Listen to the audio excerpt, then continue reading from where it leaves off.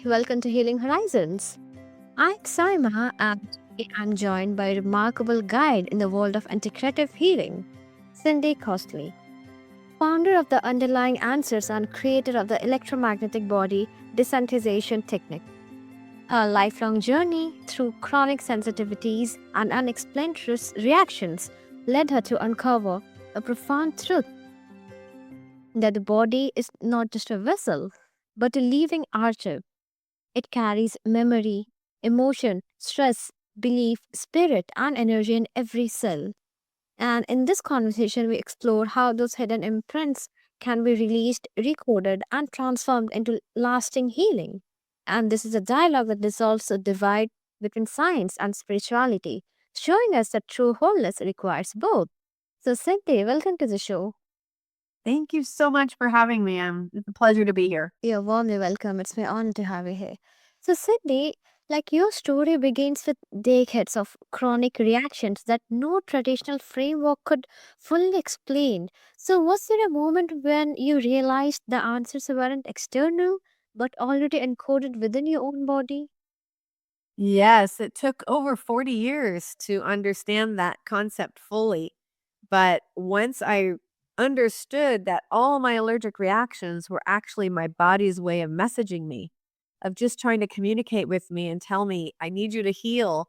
You're not safe with these items, is what it was trying to say, but only because of past trauma, not because it was a real allergic reaction. Mm-hmm. That's remarkable, Cindy. So, uh, like that realization challenges the belief that healing only comes from outside us. And I feel that it invites listeners to reconsider that how much wisdom they may already carry but have never learned to interpret, right? Yes, that's so accurate. We are taught from early on to trust everyone else and not depend on ourselves. And when we're babies, we have to, right? We have to depend on other people to take care of us. But as we grow, we're not taught that our answers are within us, that our body holds the innate wisdom to heal, and that it's constantly communicating with us. Absolutely, yes, I completely agree with that. Now, you speak about the body as a recorder of mental, emotional, physical, spiritual, and energetic experiences. So, which layer do you find people overlook the most and, when they're trying to heal? I don't know that I see one layer over another. I think what happens is every body is so unique. And when we go through trauma and chronic stress, the way our body processes it is unique to each and every one of us. So for me, it impacted me on a cellular level physically. Because I had something happen to me at age 6, my body could not comprehend what was happening, so instead it said, "I'm gonna have you never feel pain again." Excuse me. "I'm gonna keep you from feeling pain again by keeping you from feeling your emotions." So, my body learned to process emotions somatically through the physical body. For other people, it might be mental disorder or it might be behavioral, right? With alcohol and drug abuse to numb it, to hide it.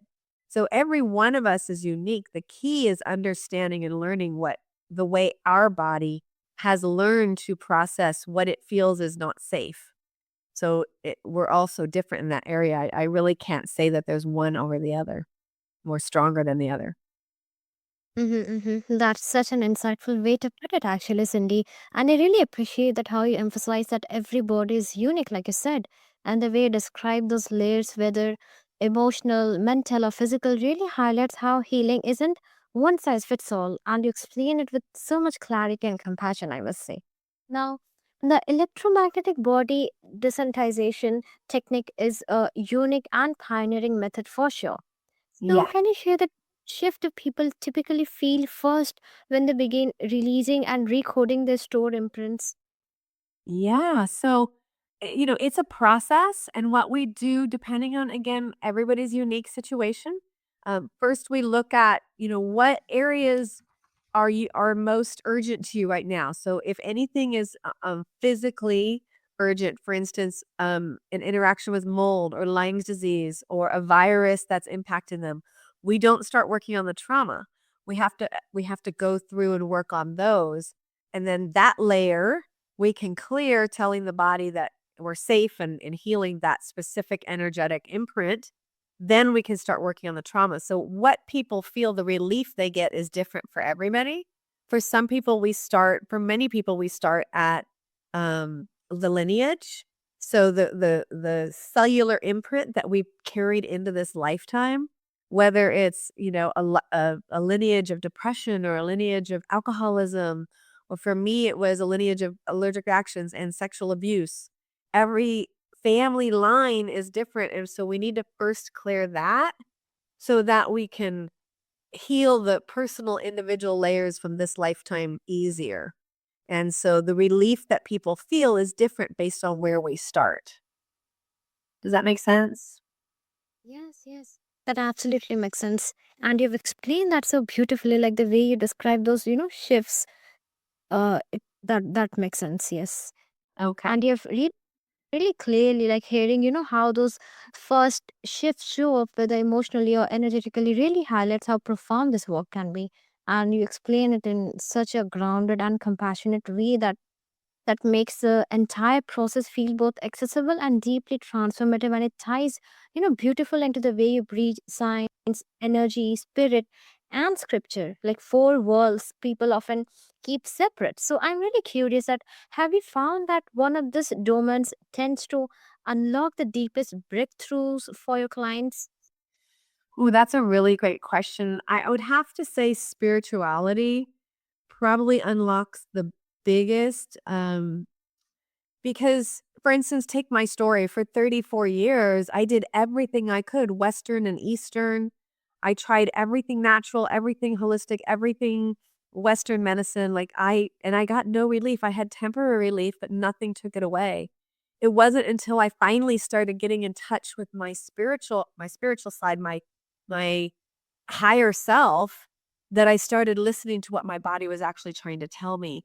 So when we get in touch with that part of us that's connected to spirit, whatever you call spirit, right? God, earth, mother Gaia, whatever your term is for spirit, your higher self, being in touch with that part of you is what can unlock and move forward the healing path in a faster, just a little bit more easeful way.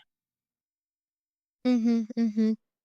Yes, and the way you have described the spiritual layer and how it shaped your own journeys is incredibly moving, Cindy. It really shows that how powerful that dimension can be when people feel safe enough to access it. And you have articulated it with such honesty and depth, I would say, and it really adds so much meaning to the work you do. Now, for someone who feels disconnected from the spiritual side, what's one gentle way they can begin reconnecting with it? Well, I'd say it really depends on where you're at in your life and what the reason for the disconnection is. For some people, the disconnection with spirit is trauma based, right? It's the way that they were brought up. Maybe they've had a bad experience that turned them away. The way you handle that is very different from somebody that's just never really kind of been introduced to spirit and doesn't really know a lot about it, right? So I would say in any case, no matter what the reason for the disconnection of spirit, the number one thing is to start listening to yourself, to start getting in touch with your own body, to start honoring the beauty in the vessel that gives you life on this earth, right? So that's the closest thing to spirit and your way inward. And when you start healing those layers, the patterns and belief systems that are no longer serving you, that are holding you back, when you start healing the traumas that happen in your life, your body and your soul will automatically start to reconnect again. That's such a compassionate perspective, Sandy. And I really appreciate how you emphasize, meeting ourselves exactly where we are, especially when disconnection, comes from trauma or difficult seasons. And the way you have described simply listening to ourselves feels so grounding and gives people permission to move at their own pace.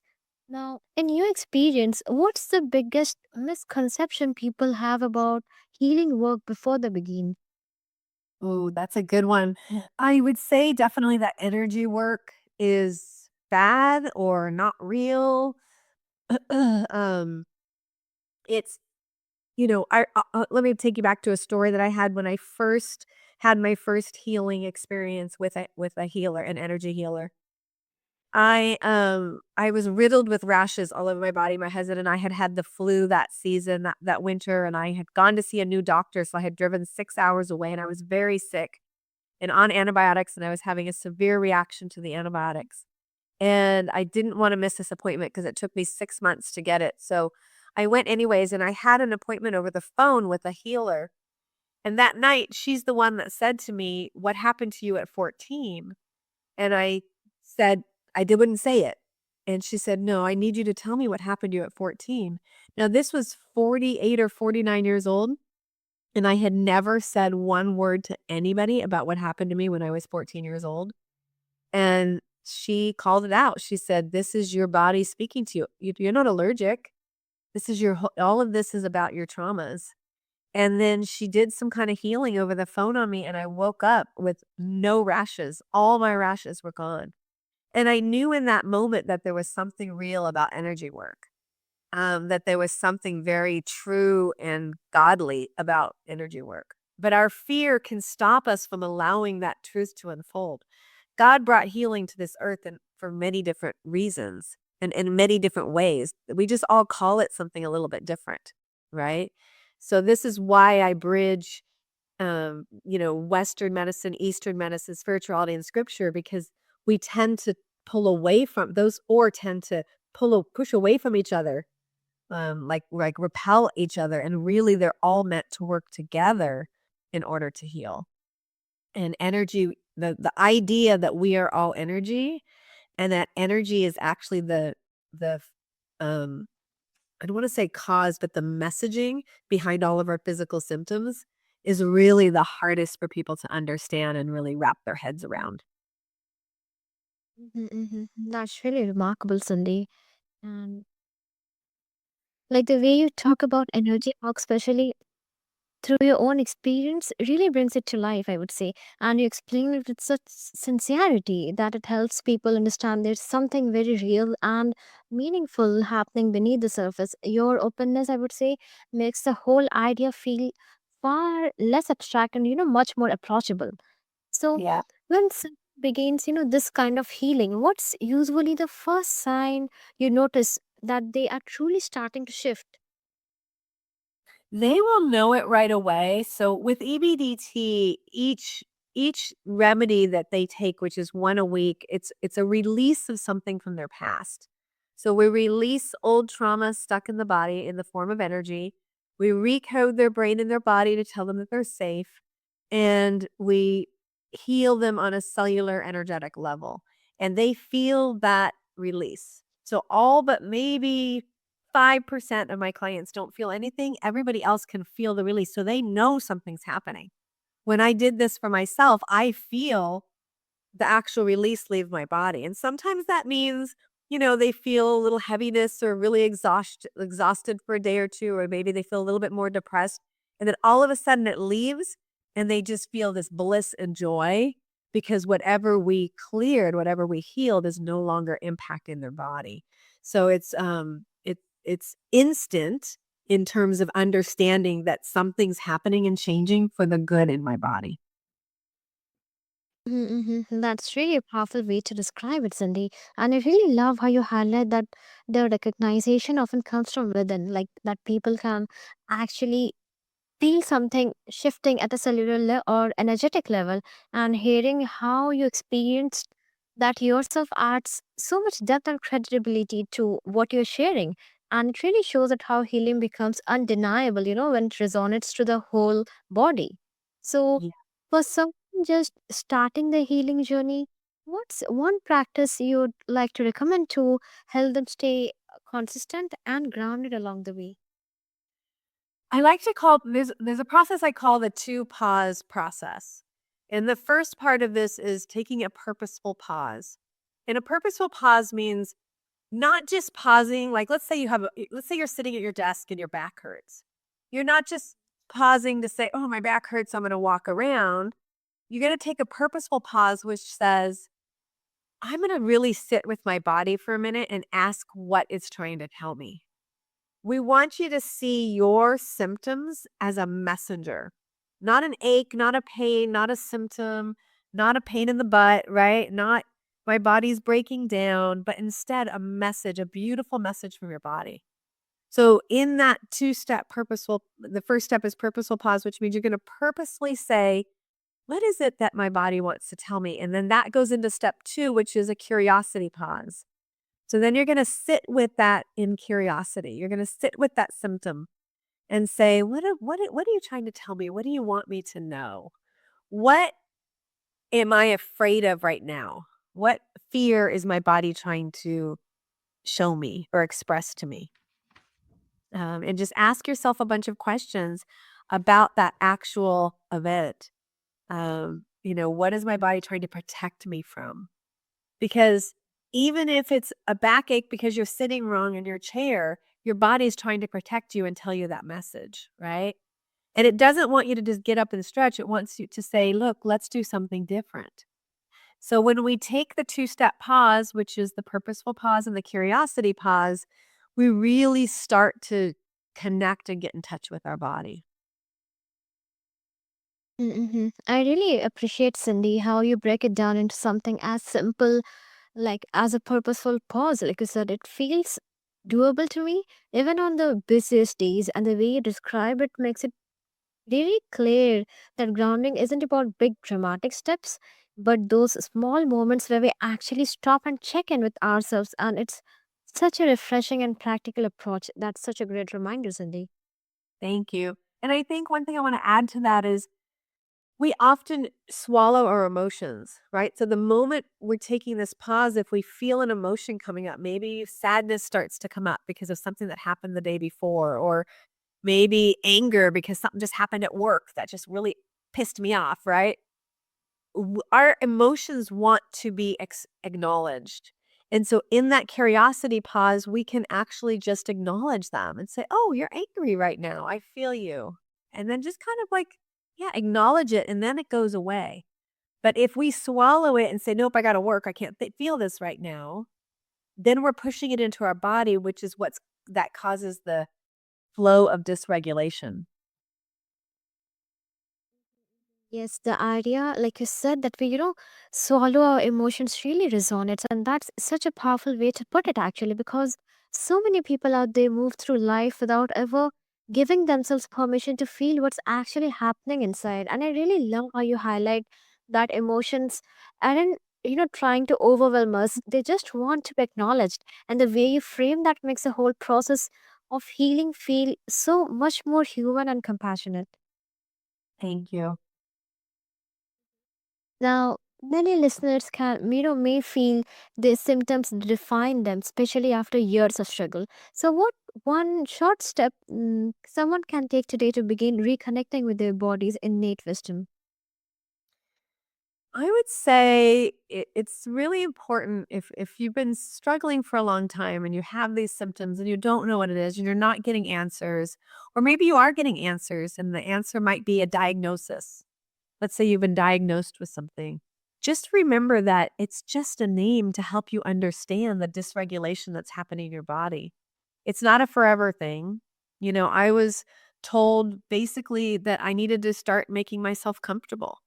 I needed to just focus on quality of life and not worry about quantity and that was my fate. And I said no and I started listening to my body. And when you start listening, it changes the direction of your healing path. When you start saying, "I'm willing to hear, I'm willing to know what my body's trying to tell me," that's the first step, is just being willing to start to get answers beyond the external answers that were given. Because all those are is an explanation for the end of the regulation of the dysregulation phase. Dysregulation started to happen way before we had symptoms. the symptom becomes that kind of like the end stage of the dysregulation. And so we then label ourselves with that and we start treating that. But what we want to do is look at what caused this? What's the underlying cause of it? And that all starts by just being curious and asking your body. And for those of you that are very spiritual, I would say too, ask every day, wake up and say, you know what? Show me. Show me whether it's God, spirit, earth, love, whatever your name is for your God, ask yourself, ask it. Please show me the truth of who I am. Because the truth of who we are is so much more than what the world will tell us. But your body knows the truth of who you are and what you are and what's possible for you. God built our bodies to be able to be restored back to its original design.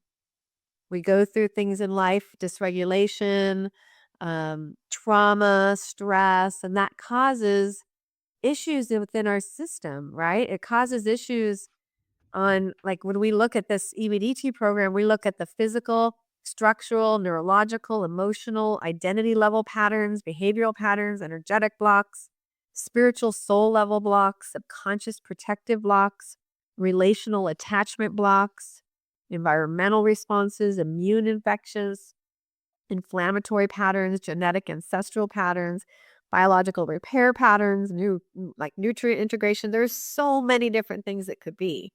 And you don't have to know all of those. You don't have to figure those out because your body knows the answer. It already knows what to do or what it needs. But all of those things, if one thing gets out of place, it causes dysregulation in some of the other areas. So just start and I bring this up because spirit made us perfect, and then all these life things happen that causes dysregulation, but we are able to just as easily move back into a state of regulation and homeostasis. But we have to do the work. We have to be willing to do the work to start to learn our body, to start to listen to who we are and what we are, what our bodies are trying to tell us. And when you start doing that, magic starts unfolding in your life. And magic in a good way, not an evil way. Oh, that feels, all compassionate, empowering, and spiritual as well. And it reminds us that healing begins with presence and not perfection. So, Cindy, this conversation reveals a powerful truth that our bodies are not barriers but partners, always signaling the way back to balance. And when we learn to listen through science, spirit, energy, and intuition, we open the door to a kind of healing that is both ancient and deeply personal. So, listeners, if today's dialogue sparked curiosity or recognition within you, consider exploring the whispers of your own body, and small acts of awareness can unlock profound transformation for sure.